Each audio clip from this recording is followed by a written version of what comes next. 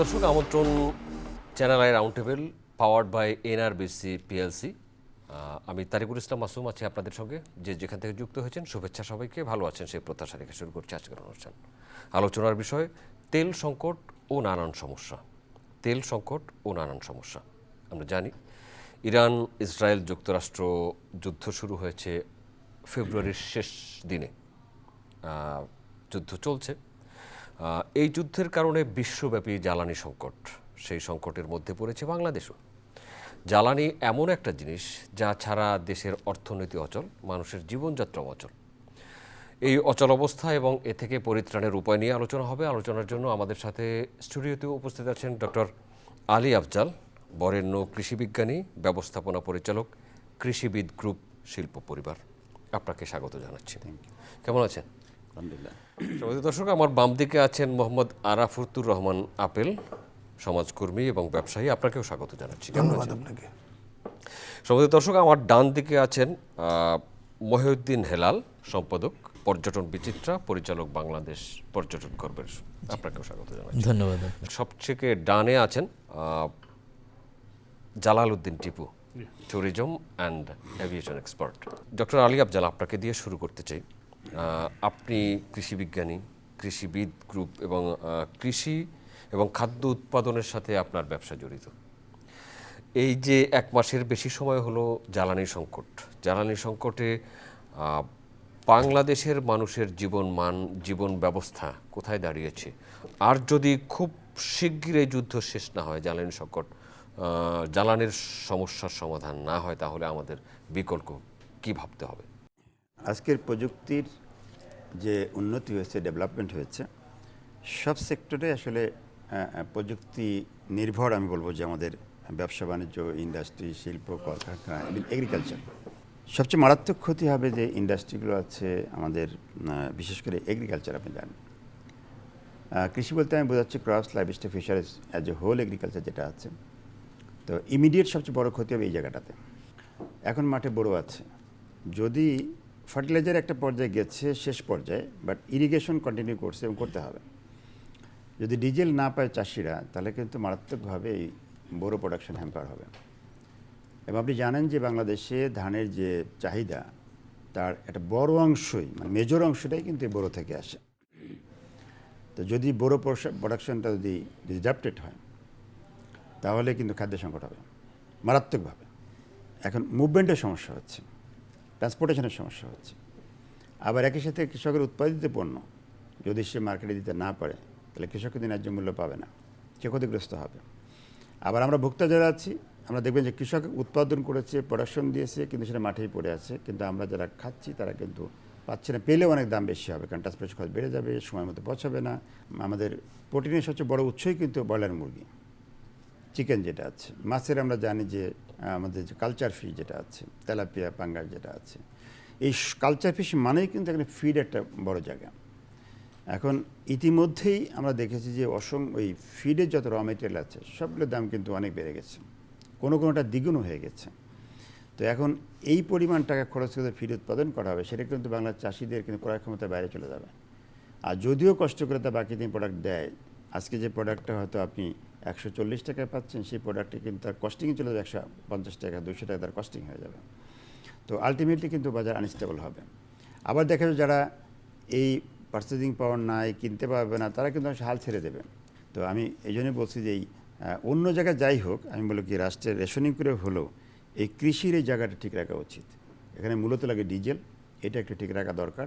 তাহলে আমাদের 18 কোটি মানুষের যে খাদ্যের যে সংস্থান যারা দেয়, তাহলে ওই জায়গাটা ঠিক থাকলে আপনি খাদ্যের নিরাপত্তা, মানে একটা রাষ্ট্রের কিন্তু একটা বড় ধরনের নিরাপত্তা, কিন্তু রাষ্ট্রপ্রধান থেকে শুরু করে কেউ কিন্তু টেনশনে থাকবে না। যখন খাদ্যের সমস্যা হবে তখন কিন্তু সকলেই কিন্তু আমরা বিবাদে পড়বো, ঝামেলায় পড়বো। আবার শুধু আমরা তা না, ইটস নট এ মানে national crisis, it's a global crisis. আপনার টাকা থাকতে পারে, কিন্তু আপনি তো আরেক দেশের একই অবস্থা। সো আপনি চাইলেও কিন্তু টাকা আপনি দিয়ে খাবার কিনে আনতে পারবেন না, দ্যাটস এ রিয়েলিটি। সো আপনাকে আপনার ওন প্রোডাকশন, আপনার 18 কোটি মানুষের বেঁচে থাকার স্বার্থে আপনার ওন প্রোডাকশন ঠিক রাখতেই হবে। ধন্যবাদ আপনাকে। আসবো আপনার কাছে মোহাম্মদ আরাফাতুর রহমান আপেল, ব্যবসা টিকিয়ে রাখতে এবং সমাজের স্থিতিশীলতার জন্য। আসলে তেলের সংকট, জ্বালানি তেলের সংকটটা তো শুধু বাংলাদেশে না, একটু আগে ভাই বলেছেন, এটা সমগ্র পৃথিবীতে। এই প্রভাবটা পড়েছে সমগ্র পৃথিবীতে। আজকেও আমি আসার সময় দেখলাম দীর্ঘ লাইন ধরে তারা তেল নিচ্ছে। সরকার কিন্তু এখন পর্যন্ত বলছে যে সরকারের কাছে 1 থেকে 1.5 মাসের জ্বালানি তেল মজুদ আছে এবং পাইপ লাইনে কয়েকটা জাহাজ আছে অলরেডি। গতকাল 34,000 মেট্রিক টন জাহাজ অলরেডি আমাদের চিটাগাং পোর্টে এসেছে।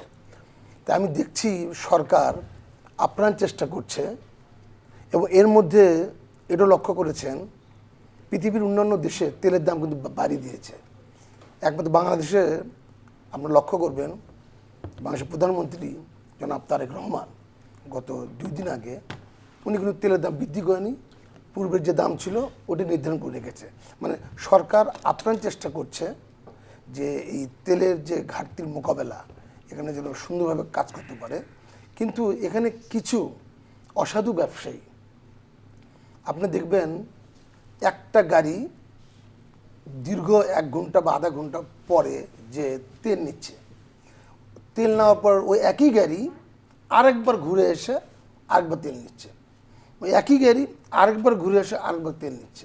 তার মানে কি এই যে লাইনটা আমরা কিন্তু দূর থেকে দেখছি প্রচণ্ড একটা বড় লাইন, এই লাইনটা কিন্তু একই গাড়ি 2বার 3বার এবং একই বাইক এই 2বার 3বার করে আসতেছে এবং একই বাইক 10 বাল্ব যারা আগে পূর্বে 4-5 লিটার তেল হলে সারাদিন চলতো তারা আজকাল 14-15 লিটার তেল নিয়ে যেয়ে অন্য জায়গায় নিয়ে নামিয়ে তারা জমা করছে। ওই একইভাবে যারা বিশেষ উবার মালিকরা তো কম করে, যারা উবার চালায়, যারা এটা ব্যবসা হিসেবে ধরে নিচ্ছে তারা দেখা গেছে দিনে 20 লিটার তেল নিছে, সেই ভদ্রলোক এখন দিনে 40 লিটার 35 লিটার তেল নিয়ে ভরে নিয়ে নামিয়ে দিয়ে আবার সে লাইনে আসছে।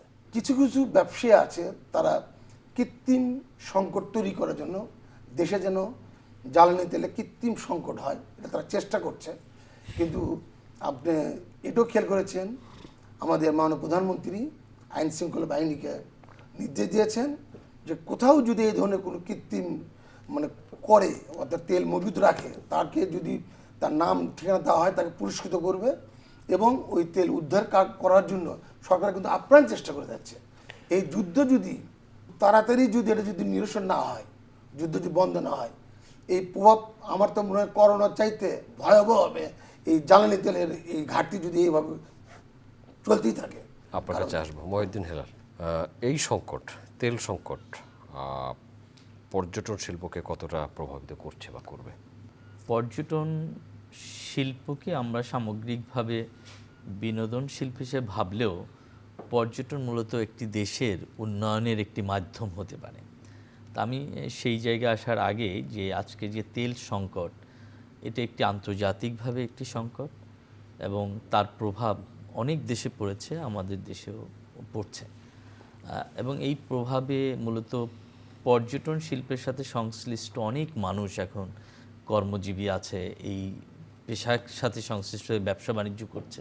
বিশেষ করে ট্রান্সপোর্ট একটি অনেক বড় খাত। তো ট্রান্সপোর্টের ভাড়া তেলের প্রভাবে যদি বেড়ে যাবে এবং ট্রান্সপোর্ট সংকটও দেখা দিবে অন্যান্য দেশের তুলনায়, তাহলে মানুষের মুভমেন্টটা স্বাভাবিকভাবে কমে যাবে এবং এই শিল্পের সাথে সংশ্লিষ্ট যত মানুষ আছে তারা ব্যবসা বাণিজ্যের দিক থেকে ক্ষতিগ্রস্ত হবে। তো এটি শুধু বিনোদন হিসাবে দেখলে হবে না, এই প্রান্তিক জনগোষ্ঠীর অর্থনৈতিক উন্নতির সাথে পর্যটন একটি মডেল। তো সেইভাবে আমাদের হাওড় অঞ্চল থেকে শুরু করে তো পর্যটন শিল্প বাধাগ্রস্ত হবে জ্বালানির ক্ষেত্রে, বা দাম বেড়ে যাবে, মানুষের মুভমেন্ট কম হবে। শহর কেন্দ্রিক যে পর্যটনের স্থাপনাগুলো আছে, hotel motel resort tour operator আছে, তারা তো ক্ষতিগ্রস্ত হচ্ছেই। সবচেয়ে বেশি ক্ষতিগ্রস্ত হবে যে গন্তব্যে পর্যটকরা যে ওখানে স্থানীয় হোটেল ব্যবহার করে, স্থানীয় খাবার খায়, স্থানীয় মানুষের একটা অর্থনৈতিক কর্মকাণ্ড হয়, সেটি স্তীমিত হলে আমার প্রান্তিক জনগোষ্ঠী অর্থনৈতিকভাবে ক্ষতিগ্রস্ত হবে। সরকার একটি ক্রাইসিস ম্যানেজমেন্টের উদ্যোগ নিয়েছে, আমাদেরকে সবাইকে এই ক্রাইসিস ম্যানেজমেন্টে সরকারকে সহযোগিতা করতে হবে, প্রথমত একটি বিষয়। আরেকটি বিষয় আমি বলতে চাই যে এই ধরনের ক্রাইসিসকে মোকাবিলা করার জন্য আমাদের দুটো বিষয় সরকারকে এখনই গুরুত্ব দিতে হবে। একটা হলো পরনির্ভরশীলতা কিভাবে কমিয়ে আনা যায়, আর আমাদের সক্ষমতা কিভাবে বাড়ানো যায়। অর্থাৎ আমি বলবো যে আমাদের যে এই শোধনাগার যেগুলো ছিল, একটি মনে হয় এখন আছে, তো সেটি দিক থেকে আমাদের পরবর্তীতে এই সক্ষমতা, নিজস্ব সক্ষমতা কিভাবে বাড়ানো যায়, এবং এটা একটা 1 বছর বা 1.5 বছরের জন্য আমাদের নিজস্বভাবে যদি নির্ভরশীলতা কমিয়ে আনা যায়, অর্থাৎ স্টোরেজ করা যায়, এই বিষয়টিকে সরকারকে অত্যন্ত গুরুত্ব দিয়ে বিবেচনা আনতে হবে। ধন্যবাদ আপনাকে। আসবো আপনার কাছে। জালালউদ্দিন টিপু, অভ্যন্তরীণ এবং আন্তর্জাতিক রুটে এই বাড়া যদি অব্যাহত থাকে তাহলে এই সেক্টর বা সামগ্রিক বাংলাদেশের অর্থনীতি কি প্রভাব পড়বে? সত্যি কথা যেটা, যে অন্যান্য দেশের তুলনায় আমরা অনেক ভালো অবস্থানে আছি, অন্যান্য দেশের তুলনায় আমরা আরও ভালো অবস্থানে থাকব। লাইক সিঙ্গাপুর, ওদের শুধু টাকা আছে, বাট আপনি যদি চান যে আমি এখান থেকে 50 মণ ধান, যেটা বেসিক ফুড আমাদের দরকার, এটা বের করব, ওরা কিন্তু সিঙ্গাপুরের কোনো ল্যান্ড থেকে আপনার 500 মণ ধান তারা বাদ করতে পারবে না। বাট বাংলাদেশে আপনি যদি সার নাও পান, হ্যাঁ, হয়তো বা যেটা 500 মণ ধান উৎপাদন হতো সেটা তো 50 মণ হবে, আপনি একটা সার্ভাইভাল পজিশনে থাকতে পারবেন। করোনার সময় আমি এই কথাটাই বলেছিলাম যে অন্য দেশের তুলনায় বাংলাদেশ ভালো অবস্থানে থাকবে, এই কারণে, কারণ কিছু কিছু দেশ, যেমন মিডল ইস্টের দেশগুলো যদি আপনি ধরেন গ্লোবালি আপনি যদি দেখেন যে পুরোটাই ডেজার্ট, রাইট?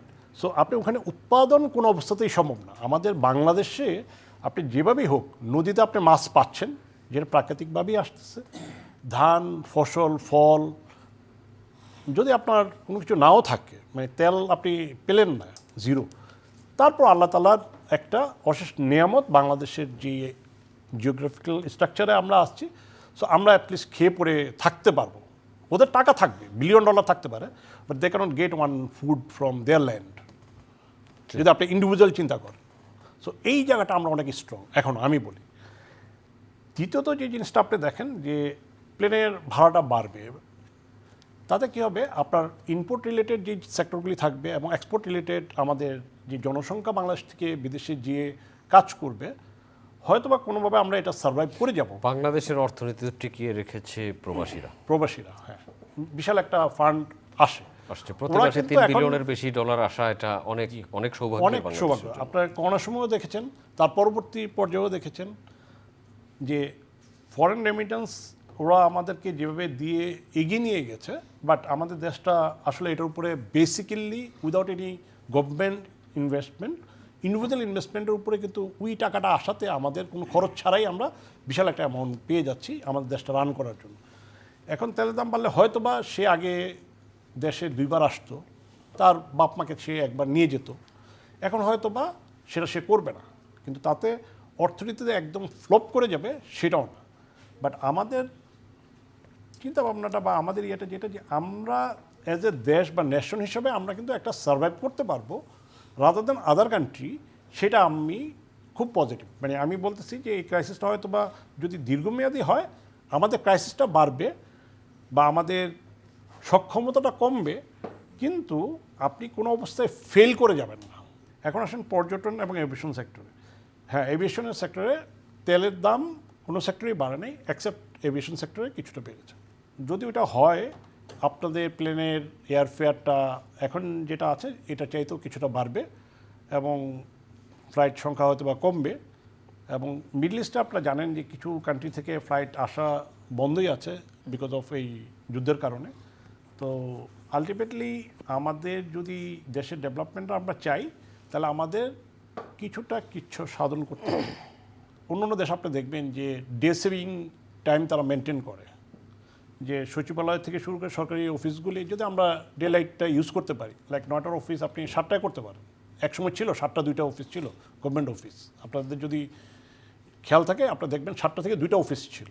তাতে যেটা হয় যে ওই পিরিয়ডটায় ডে টাইমে আপনি কাজটা শেষ করে আপনি চলে আসতে পারলে আপনার ইলেকট্রিক কনজামশনটা অনেকটা কমে আসবে, তাতে হয় কি ফুয়েল কনজামশনটাও কমে গেল।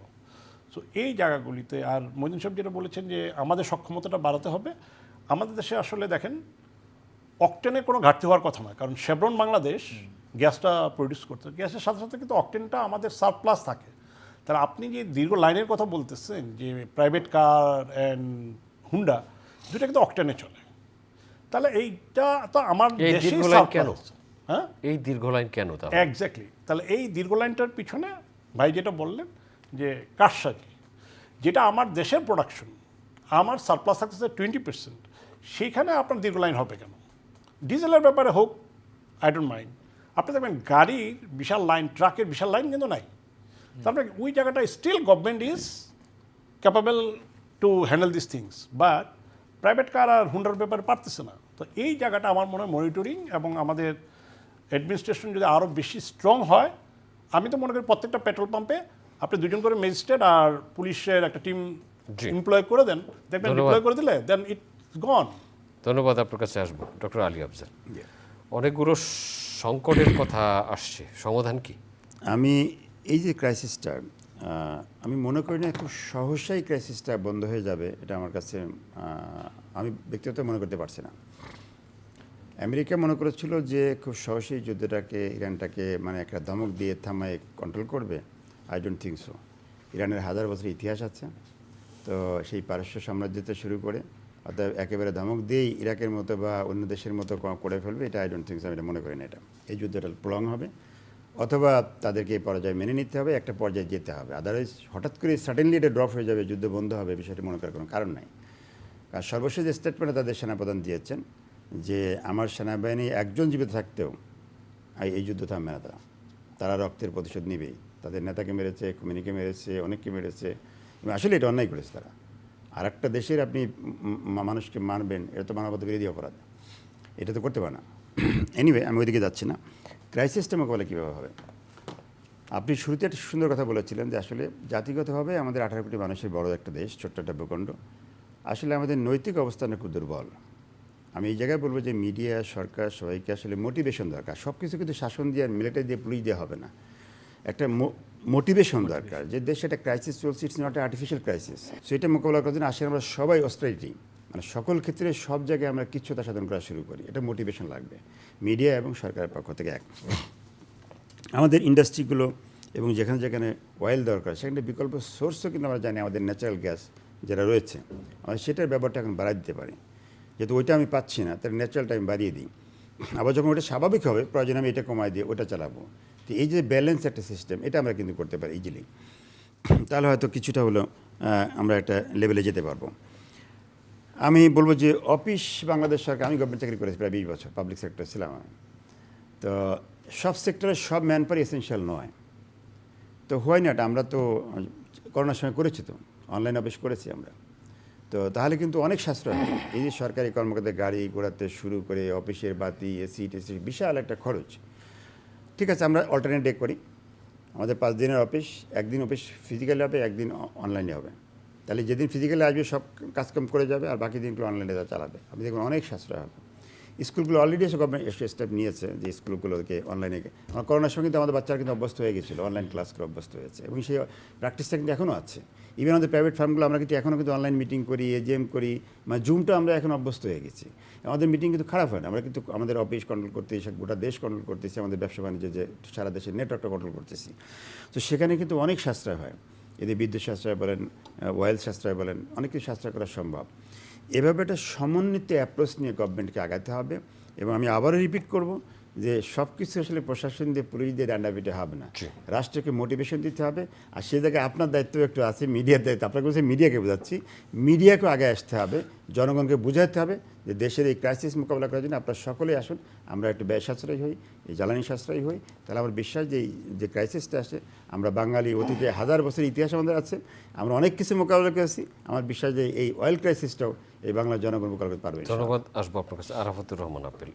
সরকারের পক্ষ থেকে কিছু স্টেপসের কথা বলা হয়েছে, তিনি বললেন স্কুল নিয়ে কিন্তু মিশ্র প্রতিক্রিয়া আছে। যে বলা হচ্ছে যে কিছু যে বাচ্চারা স্কুলে যায় সেখানে গেলে কতগুলো ফ্যান চলবে, কতগুলো লাইট চলবে, প্রত্যেকে যদি বাসা থেকে অনলাইনে ক্লাস করতে হয় তাহলে তার চেয়ে বেশি ফ্যান লাইট জ্বলবে, তাহলে বেশি পাওয়ার কনজিউম হবে, এরকম বিষয় আছে। স্কুলে যে সরকার যে সিদ্ধান্ত নিয়েছে, আপনি খেয়াল করবেন বেশিরভাগ বাচ্চারা তারা বাসা থেকে গাড়ি নিয়ে আসে। যখন এটা অনলাইনে বাসায় ক্লাস করবে, একটা গাড়ির জ্বালানি ওখান থেকে আমরা সেভ পাইলাম। তারপরে এই যে করোনার যে 2020 সালের 19 সালের শেষে 20 সালের যে 20, 21, করোনা, 22 জি। এই করোনার কারণে কিন্তু অনলাইনে ছাত্ররা কিন্তু একটা অনলাইনের মাধ্যমে যে ক্লাস করা যায়, পরীক্ষা দেওয়া যায়, এটা কিন্তু তারা অলরেডি মানে শিখে গিয়েছে। আমার মনে হয় এই অনলাইন চালু রাখা এটা উচিত। শহরের জন্য প্রযোজ্য, গ্রামে তো এটা প্রযোজ্য হবে বলে মনে হয় না। না, গ্রামে যদি ওই রকম মানে শহরের যে পজিশন ওইরকম যদি থাকে তা আমার মনে হয় ওখানে করা উচিত। কারণ বিদ্যুৎ তো শুধু ঢাকাকে কেন্দ্র করে না, বিদ্যুৎ তো পুরো বাংলাদেশ মিলে। বিদ্যুতের সংকট ঢাকার বাইরে যতটা টের পাওয়া যায়, ঢাকায় ততটা টের পাওয়া যায় না। সেটাই আমি বলছি যে ঢাকাতে কিন্তু বিদ্যুৎ চেষ্টা করে সরকার একটু বেশি, যে যেন বিদ্যুৎ পরিমাণে সাপ্লাই বেশি আসে। আর ধরেন যে আপনি ডিস্ট্রিক্ট এলাকায় কিন্তু বিদ্যুতের ঘাটতি অনেক বেশি। আমার মনে হয় ওই দিকেও এই অনলাইন ক্লাসটা চালু রাখা উচিত।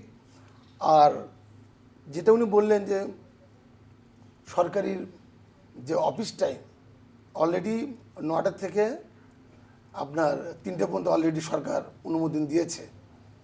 যদি সরকার সম্ভব হয় আমি সরকারের কাছে আবেদন রাখবো আরও একটু যদি 8টার থেকে যদি 2:30 বা 2টা পর্যন্ত করে তাহলে এখানেও বিদ্যুৎ সাশ্রয় হবে। কিছু মিডিয়া আছে বিভিন্ন পাম্পের ছবি তুলে তারা অলরেডি বিভিন্ন টিভিতে, ইউটিউবে, ফেসবুকে দেখাচ্ছে যে প্রচুর পরিমাণ ঘাটতি। এই ভয়ে বাংলাদেশের জনগণ দেখা গেছে যে 10 লিটার তেল তুলতো সে 30 লিটার তোলার জন্য সিদ্ধ হয়েছে। ধন্যবাদ আপনাকে এটাকে মহিউদ্দিন হেলাল। আপনি নিয়ন্ত্রণ আনতে হবে, তবে এই বিপদ থেকে আমরা সবাই কেটে উঠবো। মহিউদ্দিন হেলাল, সবাই তো বিপদে থাকবো, সবাই সম্মিলিতভাবে বিপদ মোকাবেলা করতে হবে বা যার যার জায়গা থেকে দায়িত্ব পালন করতে হবে।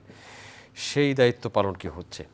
নাকি আমরা আসলে যখন একটা ক্রাইসিস হয়, ক্রাইসিসটাকে সবাই মিলেই সেটাকে অ্যাড্রেস করতে হবে। এবং ক্রাইসিস যে হয়েছে সেটা জনগণকে যদি সম্পৃক্ত করা যায় সেই জায়গাটা কারেকশন করার জন্য, সমাধান করার জন্য, এটা হচ্ছে উত্তম পন্থা আর কি। সবাই মিলে যদি সাশ্রয়ী হয় আমার মনে হয় যে এই ক্রাইসিসটা আমরা ওভারকাম করতে পারবো। প্রথমত হলো এটা একটা গ্লোবাল ক্রাইসিস এবং আমরা সব দেশ ইফেক্টেড হচ্ছে। এদেশের সাধারণ মানুষ হিসেবে আমিও ইফেক্টেড হব। আমি যে আগের মতো সব কিছু একইভাবে পাবো না, এই মাইন্ডসেটটা তৈরি করতে হবে। এটি একটি বড় জায়গা। আর সেই জায়গা থেকে আমাকে দায়িত্বশীল আচরণ করতে হবে। অ্যাজ এ ইন্ডিভিজুয়াল আমাকে দায়িত্বশীল আচরণ করা উচিত। একই সাথে আমাদের সম্মিলিতভাবে দায়িত্বশীল আচরণটা করতে হবে। দায়িত্বশীল আচরণের জায়গায় এসে আমি মনে করি যে আমাদের মিডিয়া সেক্টরের কথা যেটা বলেছিলেন, মিডিয়া তো আমাদের সমাজের সামাজিক অবস্থার দর্পণটাকে সবার কাছে তুলে ধরে। তো সেই জায়গাটায় অনেক সময় অনেক বাস্তবিক অবস্থাটাও যদি নেগেটিভ ইম্প্যাক্ট তৈরি করে তাহলে সেটি হয়তো দায়িত্বশীল আচরণ নাও হতে পারে। যেমন আমি দেখেছি যে কিছু কিছু চ্যানেল এর আগে বলেছে, লিখে দিয়েছে যে আমরা মৃত ব্যক্তির ছবি দেখাই না। এরকম আগে এক সময় দেখেছি, বিভৎস ছবি দেখাই না। তার মানে ঘটনাটা ঘটেছে কিন্তু উনি দেখাচ্ছেন না। উনি এক ধরনের এটা দেখে হয়তো আরও কিছু মানুষ নেগেটিভ ইম্প্যাক্ট হতে পারে, তো সেই কারণে দেখাচ্ছেন না।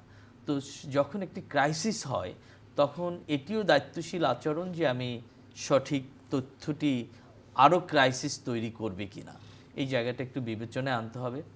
তেমনি আরেকটি বিষয়ে বলার আছে যে ইন্ডিভিজুয়াল কনজামশন থেকে আমরা যদি ধর পাবলিক ট্রান্সপোর্ট ব্যবহার করতে পারি, আমরা সবাই এক একটা গাড়ি নিয়ে না বের হয়ে যদি পাবলিক ট্রান্সপোর্টের ব্যবহারগুলো এই সময়ের জন্য বাড়িয়ে দেওয়া যায় তাহলে কিছুটা আমাদের জন্য এই ক্রাইসিসটাকে আমরা অ্যাড্রেস করতে পারব। পাবলিক ট্রান্সপোর্ট ব্যবহারের তো উপযোগিতার একটা ব্যাপার আছে।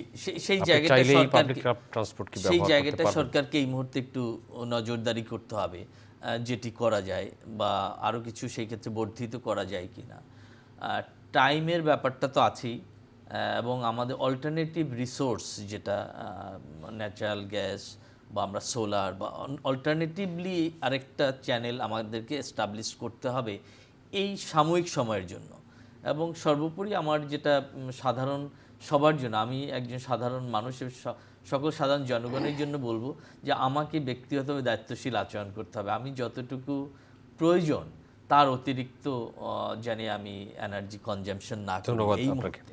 এটি আমার সবার জন্য এই মুহূর্তে করণীয় মানুষের জন্য? আসলে সার্বিক জ্বালানির ব্যাপারে যদি আপনি করণীয় কথা বলেন, এভিয়েশন সেক্টরটি নিয়ে আমি কথা বলি। একটা হচ্ছে যে ফ্লাইটটা ঢাকা থেকে যাচ্ছে, আগে মনে করেন যে ফ্লাইটটা ফুল এখান থেকে করে নিয়ে যে হয়তো বা জেদ্দা থেকে সে রিটার্ন করবে, আসার পর আবার রিফুয়েল করবে, রাইট? আমার ওনাদের প্রতি সাজেশন থাকবে ঢাকা থেকে আপনি নিয়ে যান, যাওয়ার উপযুক্ত। জেদ্দা থেকে আসার সময় জেদ্দা থেকে আবার ফুল করে ঢাকায় চলে আসেন। অ্যাটলিস্ট 50% আপনার তেলটা আমাদের দেশ থেকে নিতে হচ্ছে না। এটা হলো একটা ব্যাপার। দ্বিতীয় একটা ক্রাইসিস, যেটা আপনি ট্রান্সপোর্টের ক্ষেত্রে দীর্ঘ লাইনের ব্যাপারে যেটা বললেন, আমি করোনার পরপর আমি শ্রীলঙ্কাতে ভিজিট করলাম, তখন দেখলাম খুব সুন্দর একটা সিস্টেম ওরা করেছে। কারণ আপনার কাছে প্রত্যেকটা গাড়ির ডাটাবেস আছে। আচ্ছা, গভর্নমেন্টের সেন্ট্রাল ডাটাবেজই আছে। এখন আপনি ওটার মধ্যে প্রত্যেকে লগ ইন সিস্টেম করে দেন, যে কিউআর কোডটা বের হয়ে যাবে, যার যারটা তার প্রতিদিন গিয়ে ওই কিউআর কোড একবারই স্ক্যান হবে, আপনি 20 লিটার পেয়ে যাবেন। Simple solution. এটা আপনাকে একদিন লাগবে এস্টাবলিশ করার জন্য, মাত্র একদিন।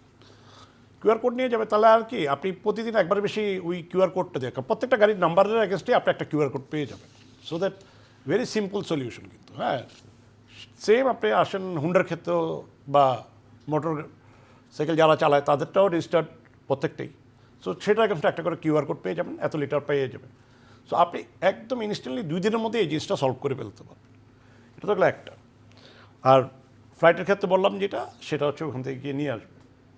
তৃতীয়ত একটা হচ্ছে, আপনি দেখবেন চায়নাতে নদীর উপরে তারা সবচেয়ে পৃথিবীর মানে দীর্ঘতম সোলার সিস্টেম করে ফেলছে, সমুদ্রের উপরে করে ফেলছে। এটা পৃথিবীর সবচাইতে লার্জেস্ট সোলার সিস্টেম। এখন আমি প্রথমে নদীর উপরে দেখে আমি একটু অবাক হলাম যে কী ব্যাপার, নদীর উপরে এরকম সোলার সিস্টেমটা করার কারণটা কী। দেন ওটার মধ্যে আরও যখন আমি একটু ইনডেপথ গেলাম, তখন দেখলাম নদীর একটা ওয়েব যেটা থাকে, সমুদ্রে যেটা ওয়েব থাকে, ওয়েবে বিদ্যুৎটা আরও বেশি উৎপাদন হয় সোলারের।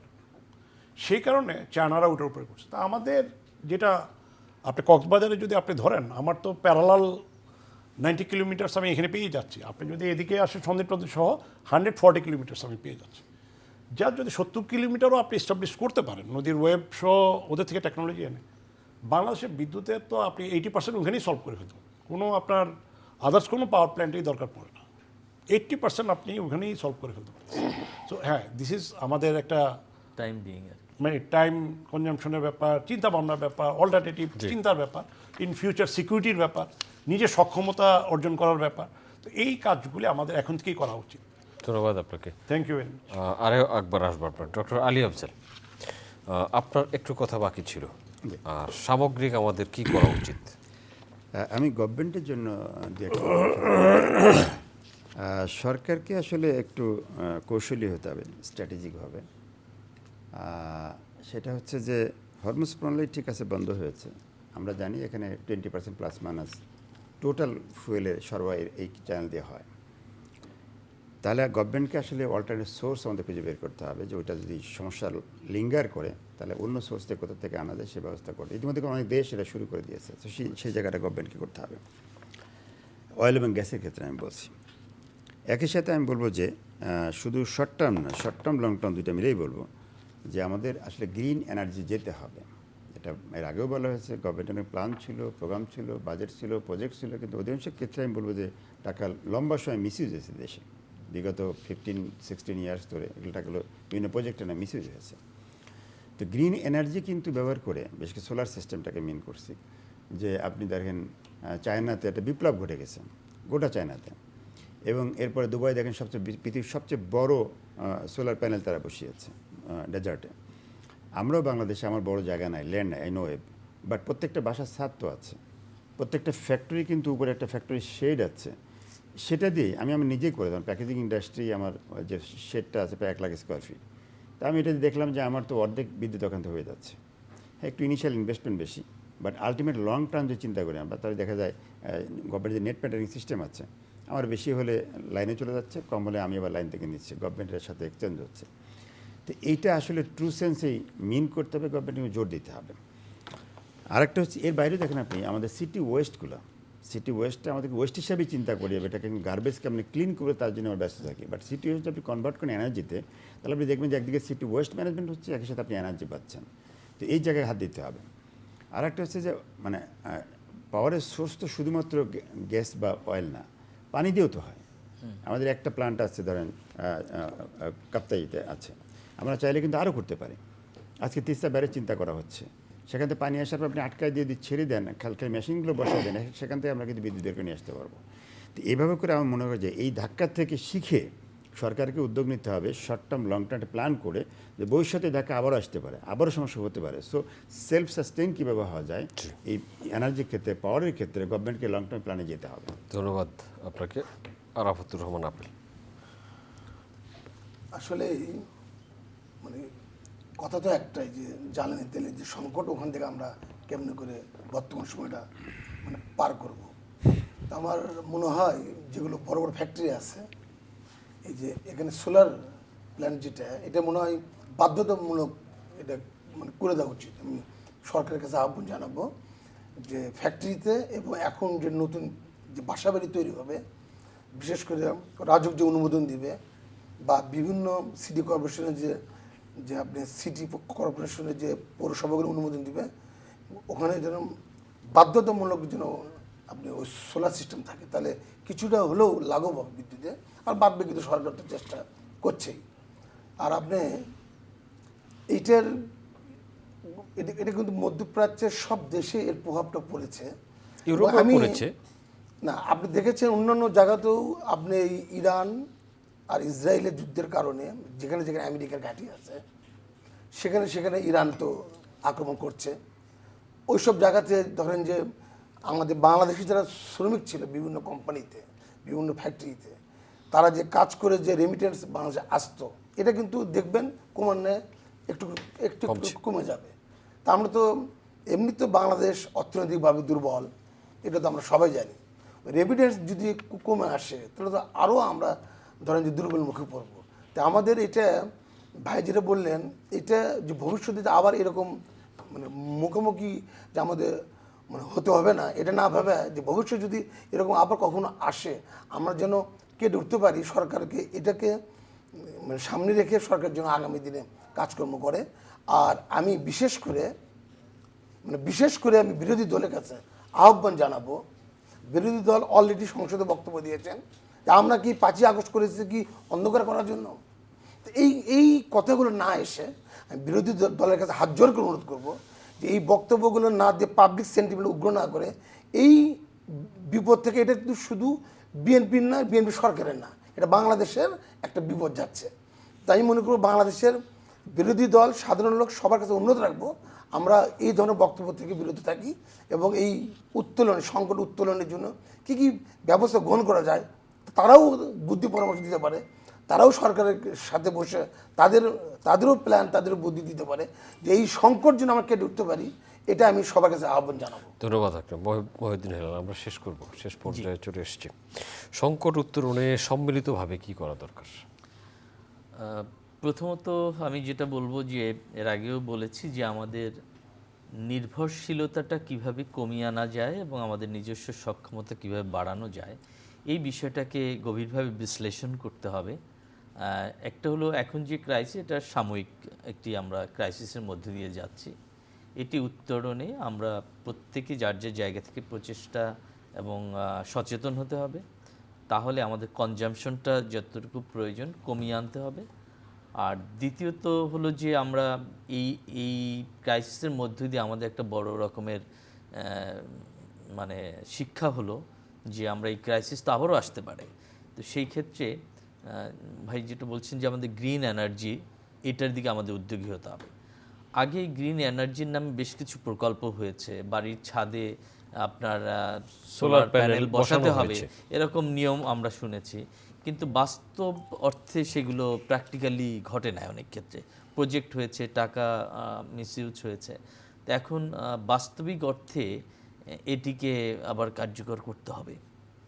আমাদের তো একদিকে আমাদের জিওগ্রাফিক্যালি আমরা খুব অ্যাডভান্টেজ অবস্থায় আছি, আমাদের 3 দিকে সমুদ্র, একদিকে ল্যান্ড।